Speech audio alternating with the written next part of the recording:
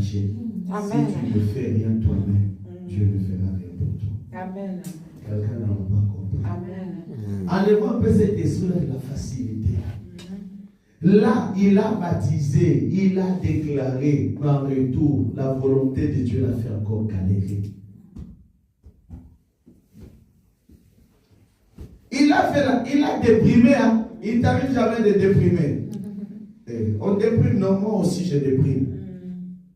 Des fois tu te dis où est Dieu, mais la seule fois il me dit continue à me servir. À chaque fois les problèmes m'arrivent, je dis Seigneur où es-tu? Il dit continue à me servir, je suis là. Il dit à Jean, va dire à Jean, va dire à José, va dire à Kofi, va dire à Chérita, va dire à Iman, va dire à Brigitte. Les boités marchent, les aveugles voient. Non, la continuité de ta mission est assurée. Vous voyez une telle réponse là? Hein? Si c'était toi dans la prison, tu vas faire quoi? Il dit, ce que toi tu faisais, moi je continue à le faire avec le feu, avec l'esprit. Vous comprenez? Moi je continue, je ressuscite même les morts. Mais il pouvait aussi dire, mais mon cas, tu peux le libérer. Mais il n'a pas regardé. La volonté de Dieu est aussi de nous priver de toutes choses.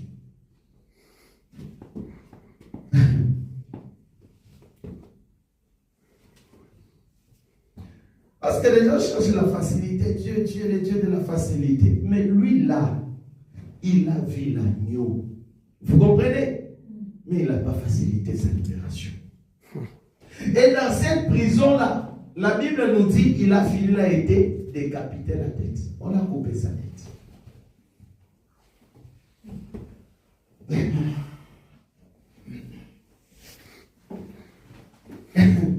La volonté de Dieu parfaite, elle est souveraine, elle peut tout permettre.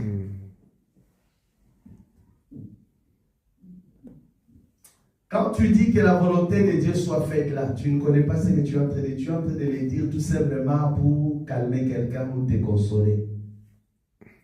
Vous voyez, la volonté de Dieu, il est là, mais il a laissé son serviteur toute sa vie qui mangeait que du miel. Toi là, combien tu as à la maison si tu manges à checker aujourd'hui, demain tu dis demain je vais du riz, et après demain je vais les haricots, je vais la semoule. Mais là, toute une vie, miel sur miel, problème sur problème. Hein? Son corps n'avait que du miel. Hein? Toi là, au équilibré, haricot vert, c'est dans ton corps. Mais lui n'a pas connu ça. Les derniers instants de Jean-Baptiste, c'est de faire recours à Christ.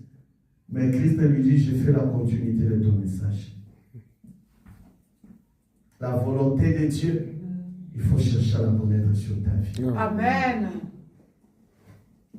Il ne faut pas, Dieu, j'ai prié beaucoup, j'ai gêné, je n'ai rien vu. Je ne te prêche pas pour te dire d'abandonner. Il fait grâce à qui il veut. La Bible dit dans Romains chapitre 8, verset 28, que toutes choses concourent au bien de ceux qui aiment Dieu. Conformément à ceux qui sont appelés au plan divin. Regardez, vous allez voir, Abraham était ami de Dieu.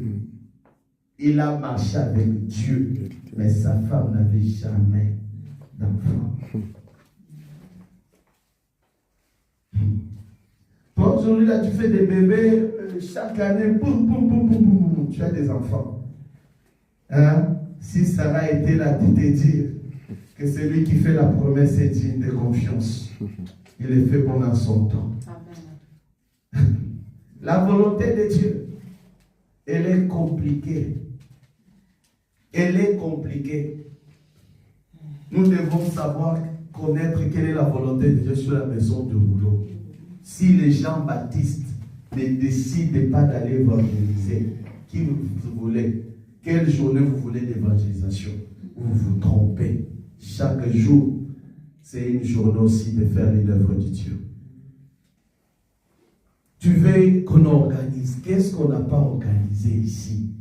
Quelle profession n'a pas entendu ici? Jean-Baptiste, décide-toi dans la prison. Jean-Baptiste, décide-toi.